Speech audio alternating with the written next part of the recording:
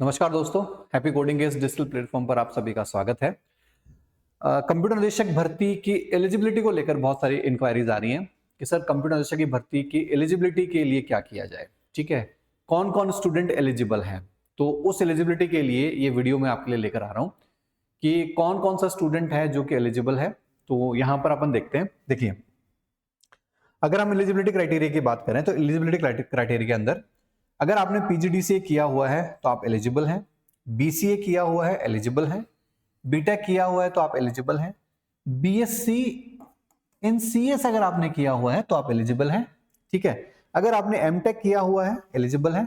अच्छा, बीटेक और एमटेक किस किस ब्रांच से किया हुआ है ये भी हम डिस्कस करेंगे। ठीक है, डिप्लोमा में अगर हम बात करते हैं, डिप्लोमा हमारे पास है ए लेवल की यहां पर बात हो रही है। ठीक है, अगर आपने ए लेवल किया हुआ है प्लस ग्रेजुएशन साथ में तो आप एलिजिबल हैं। एमएससी की हम बात करते हैं कि एमएससी जो है आपने सीएस अगर किया हुआ है तो आप एलिजिबल हैं। ठीक है, तो इसको समझने के लिए हमें चलना होगा 2022 का जो नोटिफिकेशन आया था उस नोटिफिकेशन पे हम चलते हैं। उस नोटिफिकेशन पे जब हम जाएंगे तो वहां पर क्या है कि आपको ज्यादा अच्छे से चीजें समझ में आएंगी। ठीक है, चलिए तो यहां पर देखिए, इस पे हम चलते हैं। देखिए, सबसे पहले हम एससीआई की बात कर लेते हैं, वरिष्ठ कंप्यूटर निदेशक की। थोड़ा सा अगर और बड़ा करना चाहें तो अपन थोड़ा सा और बड़ा कर देते हैं इसको।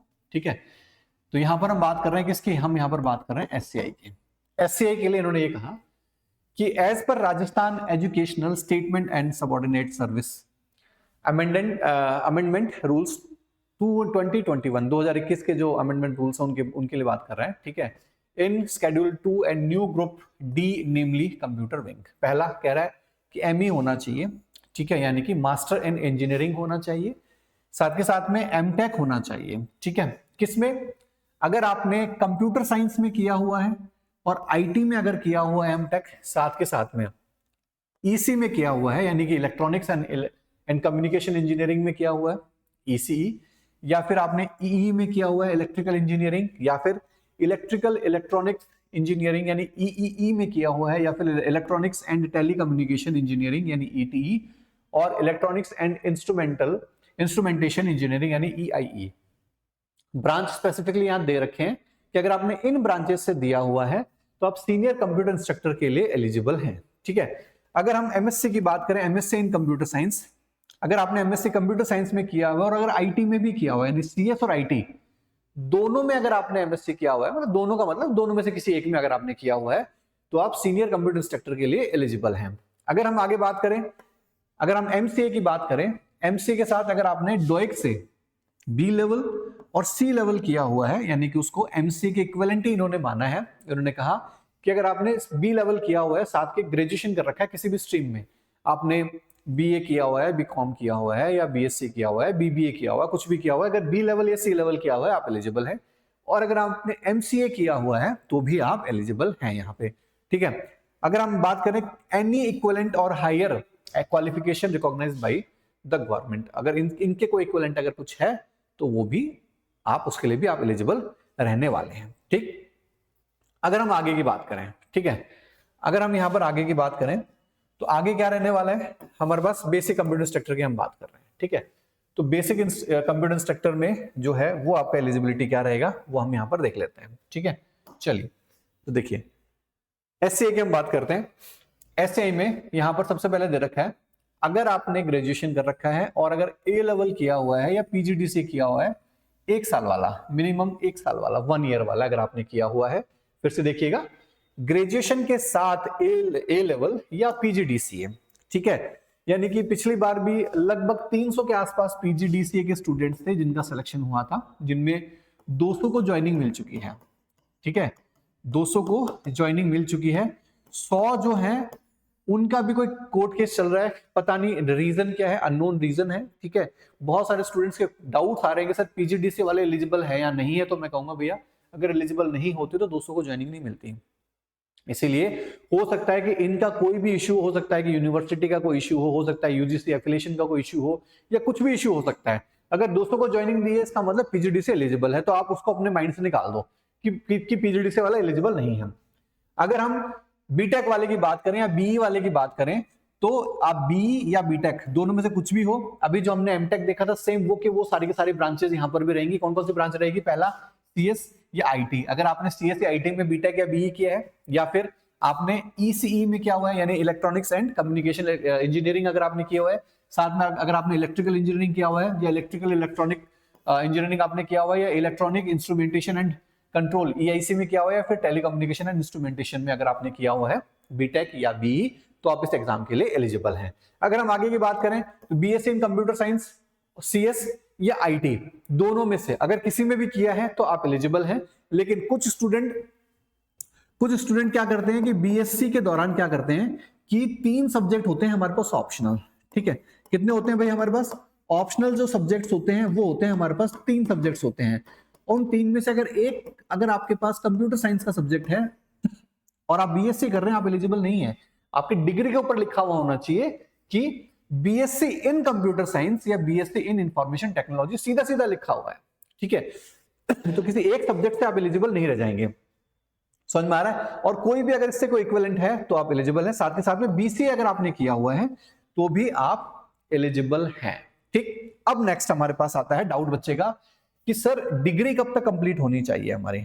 ठीक है, क्या कह रहे हैं कि सर हमारी जो डिग्री है वो डिग्री कब तक कंप्लीट होनी चाहिए? तो हम वापस चलते हैं यहीं पर और यहां पर हम इसके बारे में भी डिस्कस कर लेते हैं। ठीक है, देखिए अगर हम डिग्री की बात करें, देखिए अगर हम डिग्री की बात करें तो डिग्री के लिए हमारा जो एग्जाम होने वाला है वो होने वाला है 22 अगस्त।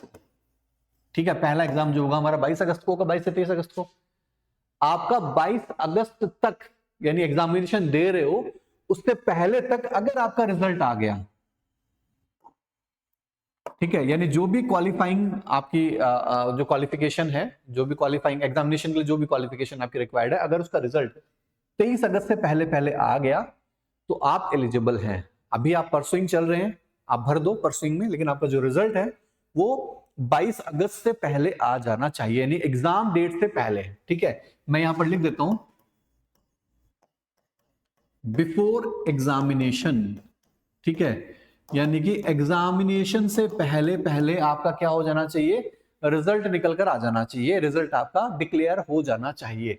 तो वो सब क्या रहेंगे? वो सब इस एग्जामिनेशन के लिए एलिजिबल रहेंगे। ठीक है, अब मैं आपको बता देता हूं कि हैप्पी कोडिंग कंप्यूटर अनुदेशक की भर्ती के लिए क्या कर रहा है। तो हम लोग ऑफलाइन के अंदर एक जल्दी ही एक मेगा टेस्ट जो है वो कंडक्ट करवा रहे हैं।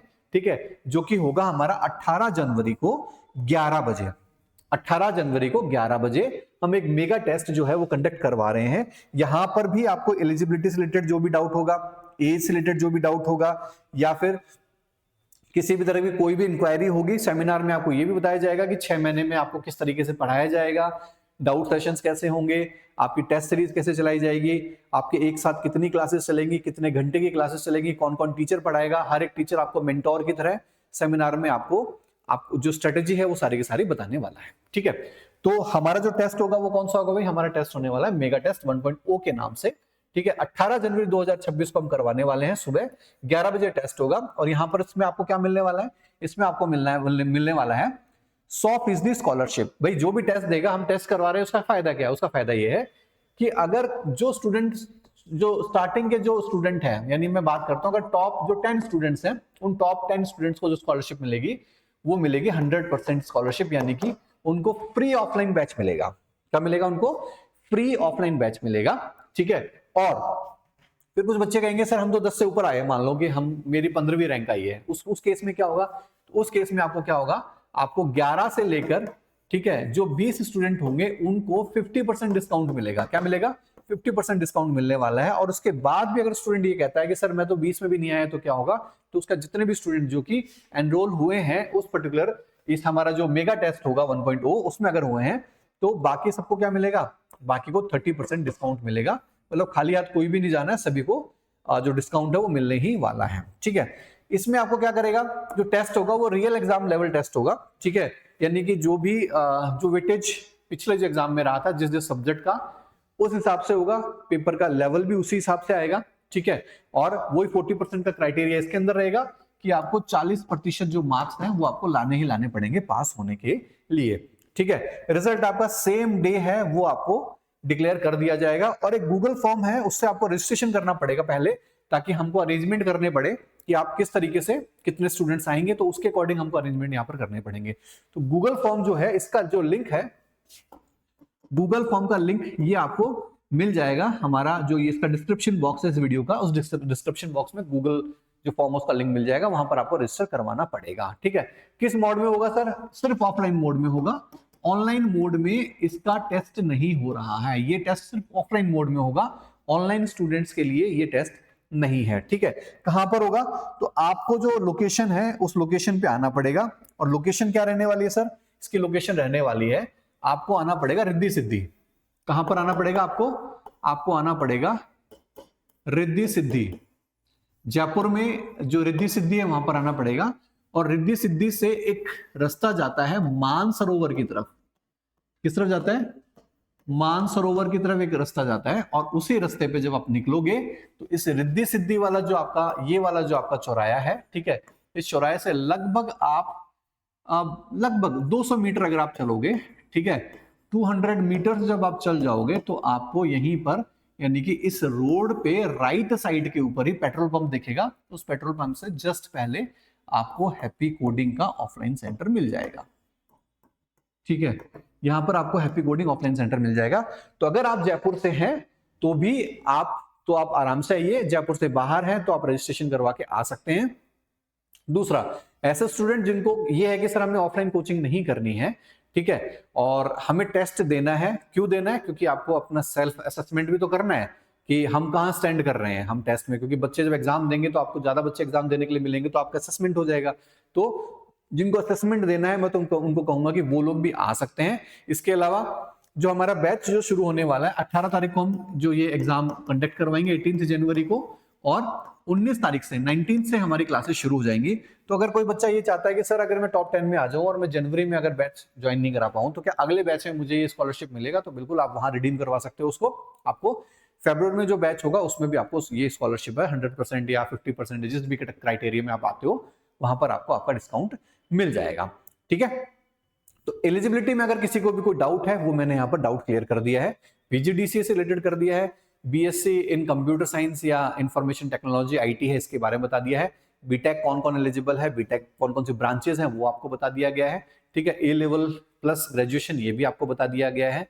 और जो हमारे पास एससीआई है, एससीआई के लिए भी हमने यहाँ पर डिस्कस कर लिया है। अगर फिर भी कोई डाउट है तो आप कमेंट बॉक्स में डाल सकते हो कि सर मेरा ये क्वालिफिकेशन है, क्या मैं एलिजिबल हूं या नहीं। ठीक है, थैंक यू।